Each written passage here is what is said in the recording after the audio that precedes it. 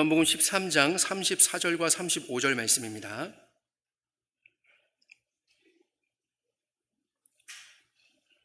신약성경 171쪽쯤에 있습니다. 요한복음 13장 34절과 35절에 있는 하나님 말씀을 제가 봉독하겠습니다. 하나님의 말씀입니다. 새 계명을 너희에게 주노니 서로 사랑하라. 내가 너희를 사랑한 것 같이 너희도 서로 사랑하라. 너희가 서로 사랑하면 이로써 모든 사람이 너희가 내 제자인 줄 알리라. 아멘.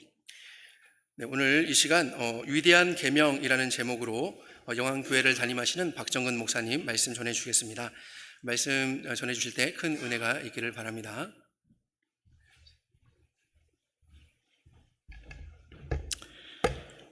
오늘 사부 예배에 오신 여러분 환영합니다. 오늘 예배를 통해서 하나님께서 예비하신 은혜 모두 받으시기를 주의 이름으로 축원합니다. 우리 성경의 구절들이 참 많지만은 신학자들이 별명을 붙여놓은 아주 중요한 두 개의 구절이 있습니다. 하나는 위대한 분부, 하나는 위대한 계명이에요. 한번 따라 해볼까요? 위대한 분부, 위대한 계명. 위대한 분부는 우리가 잘 아는 말씀이에요. 마태복음 28장 19, 20절. 그러므로 너희는 가서 모든 족속으로 제자를 삼아 아버지와 아들과 성령의 이름으로 세례를 주고 내가 너희의 분부한 모든 것을 가르쳐 지키게 하라. 동사가 많이 나와요. 가서 제자 삼아 세례 주고 가르쳐 지키게 하라. 근데 주동사는 딱 하나예요. 제자 삼으라. 나머지 동사는 헬라어로 보면 다 분사가 되어서 그 제자 삼으라는 말을 수식하고 있는 거예요. 신기하게 성경은 우리에게 중요한 말씀을 하실 때는 복잡하게 주신 적이 없어요. 아주 명쾌하게 주십니다. 그러니까 위대한 본부는 딱 하나예요. 뭐 삼으라? 제자 삼으라. 위대한 계명은 뭘까? 오늘 우리가 읽은 이 성경 구절이에요. 또 아주 명령이 명쾌해요. 서로 뭐하라? 사랑하라. 여러분, 이것이 그토록 중요한 우리를 향한 예수님의 계명이라면 우리가 이 계명에 대해서만큼은 좀 배경과 문맥을 알아야 되지 않겠습니까? 도대체 예수님은 어떤 문맥 가운데서 이 명령을 주셨는가? 때는 우리가 아는 대로 최후의 만찬 석상이에요. 그날의 분위기는 아주 이상했어요. 식사를 하다 말고 예수님이 갑자기 청천벽력 같은 말씀을 하십니다. 너희 가운데 누가 나를 팔리라. 그 말씀이 얼마나 놀라운 충격적인 말씀이었던지 그렇게 나서기를 좋아하던 베드로조차 감히 묻지 못하고 요한에게 대신 물어보라고 시킬 정도로 충격적이었어요. 오늘 본문을 잘 읽어보면요, 13장을 관찰해보면 최후의 만찬석상의 자리 배치가 드러나요. 이 레오나르도 다빈치는 최후의 만찬을 그릴 때에 서양 테이블에 쫙 앉혀놨지만 사실 이 본문을 잘 읽어보면 서양 테이블이 아니고 유대인 문화는 동양 문화거든요. 그러니까 여러분, 우리나라 밥상을 연상하면 좋아요. 그들은 최후의 만찬을 어떻게 먹었는가? 큰 쿠션을 왼쪽 겨드랑이에 끼고 45도로 누워서 손으로 음식을 먹었어요. 제가 이걸 발견하고 내과 의사에게 물어봤습니다. 그렇게 먹으면 어떻겠습니까? 그랬더니 우리 교회 내과 의사가 한참 있더니 소화가 잘 될 것 같대요. 왜냐하면 사람 위가 왼쪽으로 구부러져 있대요. 자, 오늘 집에 돌아가서 저녁을 다 같이 한번 그렇게 먹어볼까요? 45도로. 여러분, 그러니까 최후의 만찬을 하던 식사를 하던 도중에, 최후의 만찬 자리는 압니다만 식사를 하던 도중에 마리아가 와서 예수님의 발에 향유를 붓고 머리털로 발을 씻을 수 있었지요. 테이블에서 먹고 책상다리하고 먹으면 무슨 재주로 그 발을 꺼내가지고 식사 도중에 향유를 뿌리고 머리털로 씻을 수 있겠어요? 이 45도로 쭉 누워있으니까 식사하는 도중에 그냥 뒤로 돌아와서 향유를 붓고 머리털로 씻은 거예요. 그 예수님이 앉은 바로 앞에 누가 있었냐 하면 사도 요한이 자리하고 있었어요. 13장 23절에 그래서 이렇게 말합니다. 예수의 제자 중 하나, 곧 그가 사랑하시는 자, 이 사도 요한을 말하는 거예요. 자가 예수의 품에 의지하여 뭐 하였는지라? 뭐 했다고요? 예, 사부 예배는 이걸 안 띄워주는구만요, 액정을. 예, 누웠는지라. 제가 다시 한번 읽어줄게요. 예수의 제자 중 하나, 곧 그가 사랑하시는 자가 예수의 품에 의지하여 누웠는지라. 여러분, 식사 자리에서 어떻게 누워 있어요? 테이블에서 막 누웠다는 얘기일까요? 아니에요. 여러분, 45도로 이렇게 누워 있었다는 얘기예요. 그 요한의 맞은편에 누가 있었냐면 베드로가 있었어요. 근데 예수님이 너희 가운데 누가 나를 팔리라 그러니까 너무 충격적이니까 베드로가 묻고는 싶은데 어떻게 할 줄을 몰라서 맞은편에 예수님 앞에 있는 요한 보고 시킵니다. 어떻게 시키는가? 34절에 보면 시몬 베드로가 머리짓을 하여 말하되 말씀하신 자가 누구인지 말하라 하니, 이 턱짓으로 시킨 거예요. 네가 물어봐, 이렇게 시킨 거예요. 그러니까 요한이 어떻게 하냐면 그가 예수의 가슴에 그대로 의지하여 말하되 주여 누굽니까? 누가 주님을 판다 그럽니까?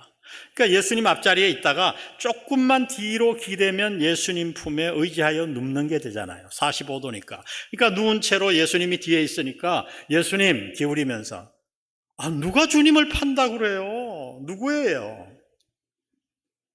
그러니까 예수님이 일어나시더니 내가 떡 한 조각을 찍어다가 주는 그가 나를 팔리라. 어떤 사람은 조청에 찍어도 줬다 그러는데 그게 아니고 성경에 보면 초에 찍었어요. 유대인은 식초에다가 떡을 찍어 먹었어요. 예수님이 초에 떡을 찍어서 가룟 유다에게 줍니다. 그러자 가룟 유다가 그 자리를 떠나가요. 한번 그 분위기를 상상해 보세요. 가룟 유다가 떠나가고 나서 예수님이 또 하나의 떠남을 얘기하는데 누구의 떠남인가? 예수님의 떠남이에요. 근데 그 떠남은 보통 떠남이 아니고 죽음이에요. 제자들의 곁을 떠나가는 거예요. 여러분, 그날 최후의 만찬 석상의 분위기를 머리로 그려보세요. 제자들의 마음이 얼마나 불안했을까요? 얼마나 두려웠을까요? 우리의 스승이신 예수님께서 함께해도 이렇게 복음을 전하기가 어려운데 우리는 예수님의 뒤를 쫓기 위해 제자가 되기에 모든 것을 버리고 예수님을 따랐는데 이제 예수님이 우리 곁을 떠나가시면 우리는 어떻게 되는가? 우리 공동체는 오늘로 문을 닫아야 되는가? 이렇게 제자들이 불안해하고 두려워하는 가운데서 예수님께서 오늘 이 계명을 주신 거예요. 예수님은 마치 이렇게 말씀하시는 것 같아요. 얘들아, 내가 너희 곁을 떠나간다고 불안해하지 마라. 두려워하지 마라. 내가 너희 곁을 떠나가도 너희가 이 계명만 지킨다면 이 공동체는 무너지지 않을 거야. 아니, 오히려 더 부흥할 거야. 이 계명만 지킨다면. 여러분, 그 계명이 뭐예요? 서로 뭐하라? 사랑하라. 네, 여러분, 예수님께서 이 계명을 주시며 이상한 말씀을 하세요. 새 계명을 너희에게 주노니, 새 계명이라고 부르십니다. 왜일까요? 여러분, 구약에는 그러면 사랑하라는 명령이 없었나요? 천만에요. 우리가 알고 있는 율법책이라고 알고 있는 레위기 19장 18절에도 이미 내 이웃을 내 몸과 같이 사랑하라 그러셨어요. 구약에도 사랑하라는 명령이 있었어요. 그런데 왜 예수님은 과거에도 있었던 사랑하라는 명령을 주시며 새 계명이라고 불렀을까요? 여러분, 이것을 아는 것이 이 위대한 계명을 이해하는 핵심이에요. 예수님이 과거에도 있었던 사랑하라는 명령을 주시면서 새 계명이라고 말씀하신 이유는 사랑하라는 명령 앞에 붙은 하나의 수식어구 때문이에요. 예수님은 이렇게 말씀합니다. 새 계명을 너희에게 주노니 서로 사랑하라. 그리고 나서 뭐라고 말씀하는가? 내가 너희를 사랑한 것 같이 너희도 서로 사랑하라. 우리 다 같이 한번 읽어볼까요? 이제 액정이 나오네요. 시작. 내가 너희를 사랑한 것 같이. 가장 중요한 구절이에요. 무슨 말씀인고 하니 예수님은 우리가 아는 상식적인 사랑의 명령을 우리에게 주신 적이 없다는 거예요. 여러분, 여기에 바로 우리 한국교회에 문제가 있어요. 왜 예수 믿는 가정이 그렇게 무기력한가? 안 믿는 가정과 별로 차이가 없는가? 왜 교회는 오늘날 이렇게 사회에 영향력을 미치기는커녕 비난의 대상이 되었는가? 그 이유는 딱 하나예요. 이 사랑의 계명을 잘못 이해했어요.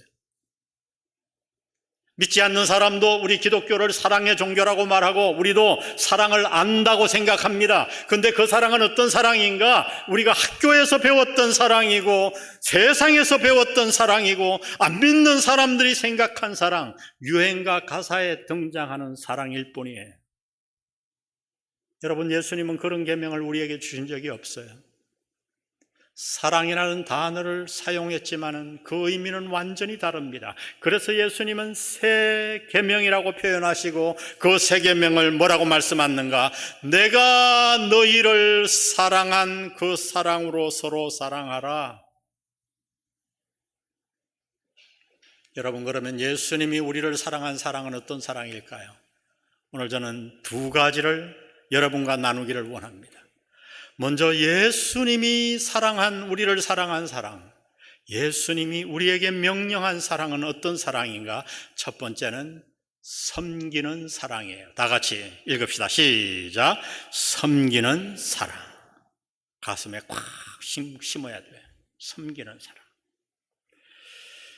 이 유대인 만찬은 신기하게 만찬을 시작하기 전에 반드시 한 가지를 해야 되는데 그게 뭐냐면 발을 씻어야 했어요. 좀 신기하죠. 우리는 손을 씻는데 그들은 발을 씻었어요. 아마 샌들을 신고 먼지가 많은 곳을 다녀서 그런 풍습이 생겼는지 모르겠어요. 보통 손님이 오면 하인들이 발을 씻어줬습니다. 하인이 없으면 어떻게 하는가? 낮은 자가 높은 자의 발을 씻어주면 돼요. 그런데 그날 최후의 만찬석상에는 하인이 없었지요. 그럼 어떻게 하면 됩니까? 낮은 자가 높은 자 혹은 서로 발을 씻어주면 되거든요. 그런데 문제는 무엇이었는가? 그날 최후의 만찬석상에서는 아무도 다른 사람의 발을 씻으려고 하는 사람이 없었어요. 아마 모르긴 몰라도 베드로는 그날도 눈에 힘을 줬던 것 같아요. 요한을 째려보며 발딱 일어나서 안 시키고 뭐하냐? 근데 그렇게 말을 잘 듣던 요한이 그날따라 버텼던 것 같아.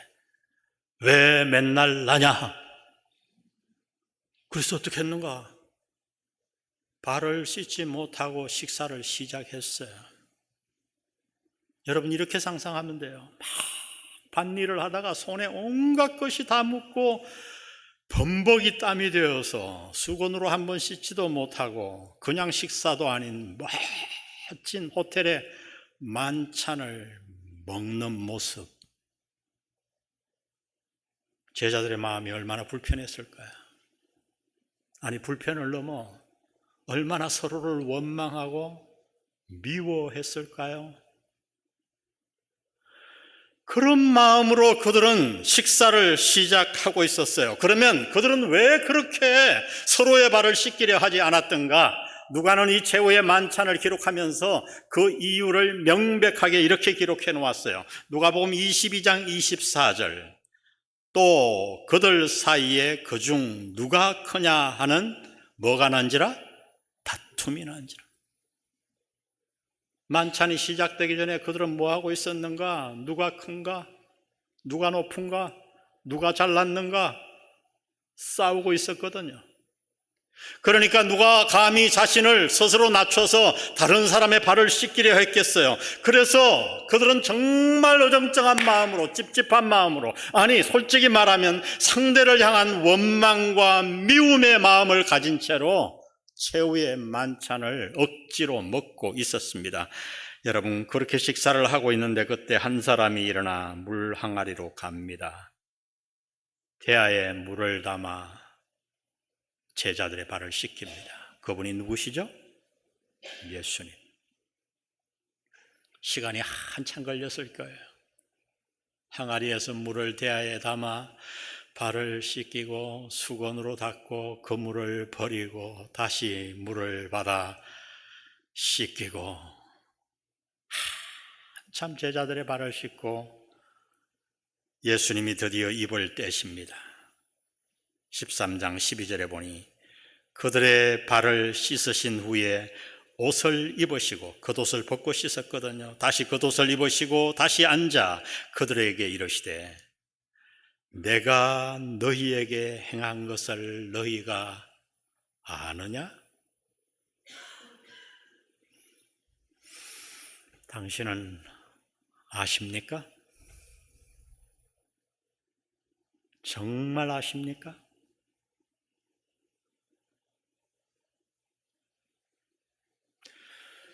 예수님은 우리의 발을 씻긴 적이 없어요.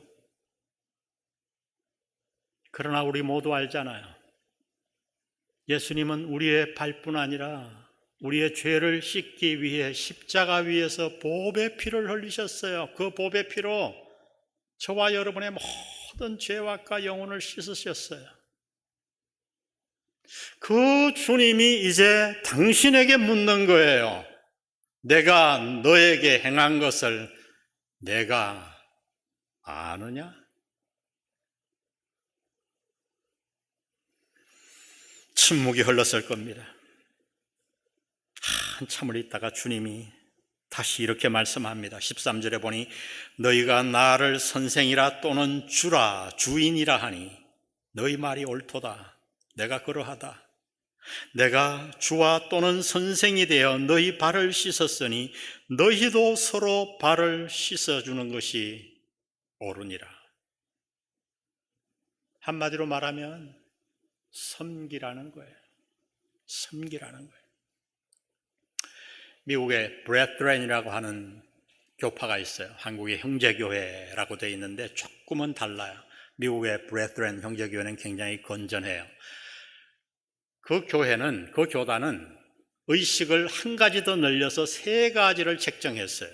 우리 개신교는 주의 만찬, 성만찬하고 그 다음에 세례식 2개잖아요. 근데 그들은 세족식을 의식으로 넣었어요.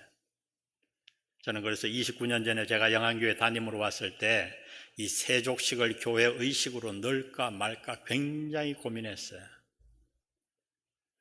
혹시 여러분 가운데 다른 사람의 발을 씻겨 본 적 있나요? 저는 해봤어요. 한 목사님이 우리 목회자들을 모아놓고 부부간에 아주 설교를 하시고 분위기를 잡고 발을 씻는데 전 대수롭지 않게 생각했거든요. 아내의 발을 씻는 그 순간 왜 그렇게 눈물이 나나요? 저뿐 아니에요. 거기 목사님들, 사모님들 다 눈물바다가 되었었어요. 발을 씻는다고 하는 것은 섬김을 의미하는 거예요. 섬김.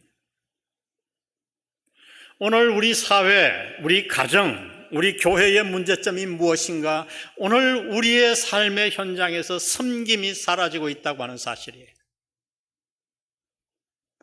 여러분, 요즘 모든 사람들의 관심이 뭔가요? 나예요. 내가 우상이에요. 내 문제, 내 고통, 내 아픔. 다른 사람의 고통, 문제는 그냥 지나가요. 모두가 자기에게 함몰되어 있어요. 여러분, 그 결과는 멸망이에요. 그래서 우리의 가정이 깨어지고 있고 공동체가 깨어지고 있어요. 우리나라가 이렇게 잘 살게 되었는데도 전혀 과거 제가 여러분 시절에는 정말 못 살았거든요. 근데 그때보다 여러분이 사는 지금 사회, 우리 사회는 훨씬 더 불행해요. 학자들의 말에 의하면 지구에 있는 5%의 인구가 부의 90%를 쥐고 있다고 합니다. 참 부조리죠. 그 5% 가운데 저와 여러분이 들어가 있다는 사실을 아시나요? 그런데 여러분 행복하세요, 솔직히? 제가 제 상국을 다녀보고 필리핀과 태국과 몽골, 지난주에도 몽골 다녀왔어요. 거기 사람들보다 대한민국 청년들이 훨씬 더 불행하다고 생각해요. 왜 그래요? 환경 때문이 아니에요. 앞으로 여러분 수입이 2배, 3배 늘어나도 똑같을 거예요. 이유는 단 하나예요. 모두가 자기에게 함몰되어 있기 때문이에요. 나만 사랑해요. 나만 생각해요. 섬김이 사라지고 있는 거예요. 여러분, 섬김은 굉장히 우리 삶에 가까이 있어요. 오늘 예수님이 명령한 이 섬김은 가정에서 먼저 실천할 수 있어요. 여러분, 가정에서 남편은 아내를 섬겨야 되고 아내는 남편을 섬겨야 돼요. 부모는 자녀를 섬겨야 되고 자녀는 부모를 섬겨야 돼요. 서로 섬기는 공동체를 한번 상상해 보세요. 얼마나 아름답겠어요. 저는 어느 날 이 본문을 깊이 설교하기 전에 연구하다가 제가 아내를 불러놓고 이렇게 얘기했어요. 여보, 남은 평생 화장실 청소는 내가 할게. 지금 하고 있는데요. 한 달 하고 나서 제가 엄청 후회했어요. 그 말한 걸. 화장실 청소가 그렇게 어려운 줄 몰랐어요. 그동안 아내가 얼마나 고생했는지. 여러분, 섬김은 우리 가까이 있는 거예요. 교회에서도 섬길 수 있고 가정에서도 섬길 수 있고. 저는 아들만 둘인데 우리 집안에서는 제가 오래전부터 서로 섬기는 풍습을 해놨어요. 그래서 다 청소 할당량이 있습니다. 저는 화장실 청소를 하고 제가 화장실 청소 전문입니다. 이래봐도 순식간에 깨끗하게 해요. 우리 아이는 또 어디를 하고 힘이 들죠. 근데 그렇게 서로 섬기면 굉장히 가정이 아름다워져요. 오늘 주님이 우리에게 명령하신 것은 무슨 멀리 있는 그런 것을 말하는 게 아니에요. 위대한 계명을 주시며 주님은 우리에게 명령하시는 거예요. 섬기라는 거예요. 오늘 여기 청년들이 많은데 저는 부탁합니다. 여러분의 가정에서 섬기시기를 바랍니다. 대개 청년들은 보면 하숙생이에요. 아무것도 안 해요. 저는 우리 교회 그렇게 가르치지 않습니다. 부모들에게도 가르치고 청년들에게도 가르치고 서로 섬기도록. 교회 안에서 서로 섬길 때에 놀라운 거기에는 기쁨과 축복이 있는 거예요. 오늘 여러분의 가정과 여러분의 공동체가 주님이 주신 이 명령에 따라 섬기는 공동체 되기를 주의 이름으로 축복합니다. 축복합니다. 주님이 우리를 사랑한 사랑은 어떤 사랑인가? 명령하신 사랑은 섬기는 사랑이에요. 두 번째, 마지막으로 주님이 우리를 사랑한 사랑은 용서하고 받아주는 사랑. 다 같이 읽습니다. 시작. 용서하고 받아주는 사랑. 여러분, 멀리 갈 것 없이 최후의 만찬석상의 제자들을 보세요. 예수님은 십자가를 앞에 두고 고민하고 있는데 자신들은 누가 높으냐고 싸우고 있는 거예요. 체포대가 도착하니까 다 도망가 버리고 수제자라고 하는 베드로는 예수님을 3번씩이나 모른다고 부인하고, 그러나 예수님은 그들을 향한 사랑을 포기하지 않습니다. 끝까지 사랑하십니다. 사랑이란 뭘까요? 영국의 C.S. 루이스라고 하는 유명한 사람이 있어요. 그 사람은 성경의 진리를 명확하게 잘 표현을 하는데 그가 사랑이란 무엇인가에 대해서 글을 쓴 게 있어요. 제가 번역하면서 약간 의역해서 읽어드릴게요. 한번 들어보세요. 사랑하는 것은 상처받는 것이다. 누군가를 사랑해보라. 그러면 당신은 곧 상처받게 될 것이다. 만일 상처받기를 원치 않거든 그 누구도 사랑하지 말라. 당신의 마음을 아무에게도 주지 말라. 심지어 동물에게조차도. 당신의 마음을 굳게 철장 안에 가두라. 그리고 적당한 예의와 고상한 취미로 당신의 마음을 독려매라. 그러면 당신은 결코 상처 입지 않으리. 그러나 한 가지, 그 안에서 당신의 마음은 누구도 사랑할 수 없는 굳은 마음으로, 누구도 가까이 하지 못할 단단한 마음으로, 그리고 누구도 치료하지 못할 치료불능의 마음으로 점차 변해 갈 것이다. 핵심이에요. 여러분, 사랑하기 원하시나요? 그러면 상처받을 준비를 하십시오. 상처받을 준비를 하세요. 사랑이란 무엇인가? 상처받는 거예요.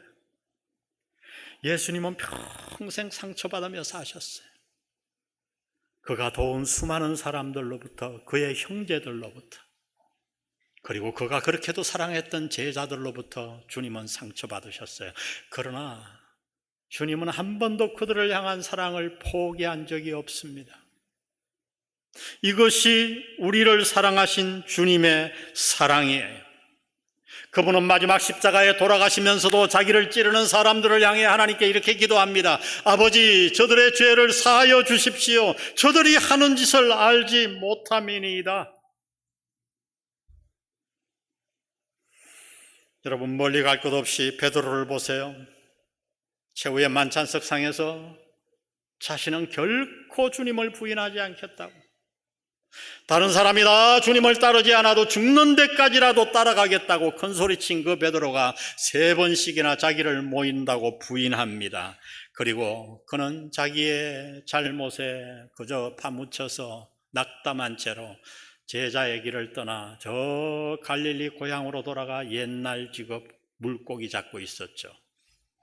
주님은 부활하셔서 예루살렘에부터 갈릴리까지 그를 찾아가십니다.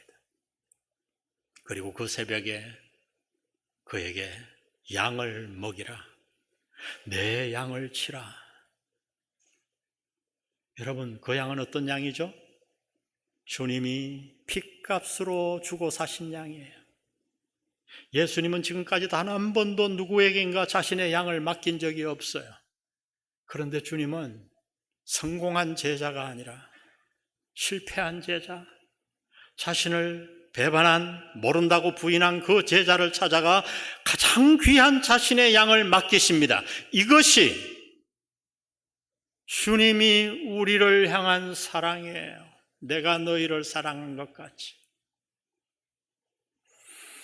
제가 인형 얘기 하나 하고 제 설교를 마치려고 합니다. 이 아들 셋을 낳고 마지막에 너뚱이로 딸을 낳은 가정이 있었어요. 얼마나 예뻤을까요? 아빠가 그래서 이름을 꽃님이라고 지었어요. 꽃님이는 참 행복하게 자랐습니다. 근데 철이 들면서 마음이 좀 허전한 거예요. 왜? 아빠도 남자, 오빠 셋도 남자, 다 짐승들밖에 없거든요. 그걸 알아차린 아빠가 어느 날 예쁜 여자아이 인형을 하나 사다 줬어요. 꽃님이가 얼마나 그 인형을 좋아하는지 별님이라고 이름을 짓고, 그날부터 별님 인형은 꽃님이의 둘도 없는 친구가 됩니다. 침대에서 안고 자는 건 너무 당연하고, 목욕을 할 때에도 욕조 옆에 세워놓고, 집에서나 밖에서나 밥을 먹을 때는 항상 의자를 하나 따로 해서 별님 인형을 앉히고서야 밥을 먹었어요.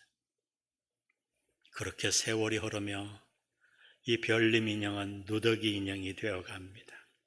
팔이 부러지고 눈이 튀어나오고 솜이 나오고, 어느 날 식구들이 저 강원도에 여행을 갔는데 꽃님이가 잠이 들었어요. 아빠가 번쩍 안아서 차에 태워오는데 1시간 반쯤 달려서 내려왔는데 꽃님이가 깹니다. 깨자마자 별님이가 없는 거예요. 아빠는 그대로 차를 틀었어요. 1시간 반을 왔지만 식구 가운데 누구도 불평하지 않았어요. 왜요? 그 별님 인형이 꽃님이에게 얼마나 소중한가를 식구들은 다 알았거든요. 호텔에 가 찾으니까 없어요. 온 식구들이 흩어져서 마침내 찾았는데 어디서 발견했는가? 쓰레기 하치장. 호텔 직원을 나무랄 수 없었어요. 왜? 그건 누가 봐도 쓰레기에, 누더기에 불과했거든요. 자, 이제 한번 여러분 질문해 보세요. 무엇이 그 누더기 별님 인형을 그렇게 가치 있게 만든 걸까요? 별님 인형 자체에 가치가 있어서? 아니요. 그렇게 친절했던 호텔 직원조차 주인에게 찾아줄 생각조차 못할 정도로 그것은 누더기 인형에 불과했어요. 누더기 별님 인형을 가치 있게 만든 것은 그 자체의 가치가 아니라 그 별님 인형을 향한 꽃님이의 사랑이었어요. 바울은 이 사실을 깨닫고 로마서 5장 8절에서 이렇게 외칩니다. 우리 사도 바울의 심정으로 우리 다 같이 한번 외쳐볼까요? 시작. 우리가 아직 죄인 되었을 때에 그리스도께서 우리를 위하여 죽으심으로 하나님께서 우리에 대한 자기의 사랑을 확증하셨느니라. 우리가 아직 죄인 되었을 때에, 누더기였을 때에 여러분, 우리가 무슨 가치가 있어서 하나님이 우리를 사랑한 게 아니에요. 우리는 죄 가운데 있었어요. 죄 가운데 있으며 죄인 줄도 모르고 있을 그때에, 누더기였을 때에 하나님은 이해 못할 사랑으로 우리를 사랑하셔서 독생자 예수 그리스도를 보내주셨어요. 그 결과 우리는 이제 예수님 짜리가 되었어요. 100억짜리, 1조짜리 정도가 아니라 말씀 한마디로 천지를 지으신 성자 하나님의 예수님 짜리가 된 거예요. 이렇게 우리를 사랑한 그 주님이 이 땅을 떠나면서 우리에게 한 가지 명령을 하셨어요. 계명을 주셨어요. 그것은 바로 얘들아, 너의 주위에 있는 나의 누더기 인형들을 사랑해다오. 내가 사랑할 만한 가치가 있어서가 아니에요. 내 마음에 들어서가 아니에요. 내 기준에 맞아서가 아니에요. 우리가 그들을 사랑해야 될 이유는 그들이 내 기준에 맞지 않아도 하나님의 사랑의 대상이기 때문이에요.